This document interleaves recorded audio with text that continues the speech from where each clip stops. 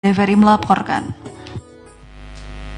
Saudara, menyambut Hari Bayangkara ke-76 tahun 2022, Polres Aceh Jaya menggelar serangkaian kegiatan, salah satunya kegiatan goes dan fun bike bersama unsur Forkopimda.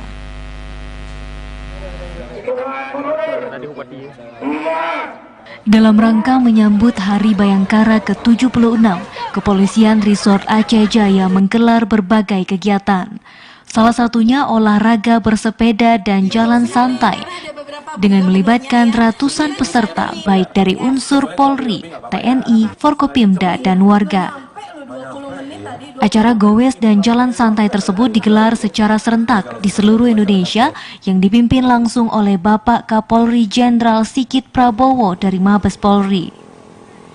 Dari pantauan TVRI, kegiatan goes gembira tersebut dimulai dari halaman Polres dan selanjutnya memutar Kota Calang dan berakhir kembali ke Mapolres. Dalam memeriahkan Hari Bayangkara tahun ini, selain acara goes dan jalan santai, Polres Aceh Jaya juga melaksanakan sejumlah rangkaian kegiatan seperti donor darah, baksos di tempat ibadah, lomba menembak, pengobatan massal, dan banyak kegiatan lainnya.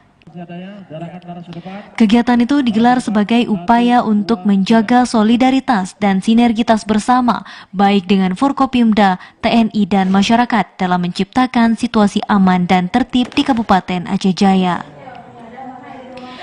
Kapolres Aceh Jaya AKBP Yudi Wiono mengungkapkan kegiatan yang digelar pihaknya sebagai bentuk pesan kepada masyarakat bahwa berbagai kegiatan masyarakat sudah dilonggarkan setelah pandemi COVID-19 mereda.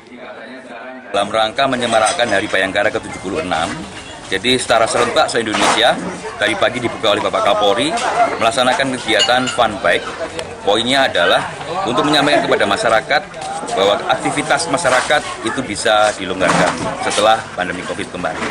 Kemudian yang kedua, menandakan bahwa ada sebuah progres penyembuhan terhadap pandemi COVID.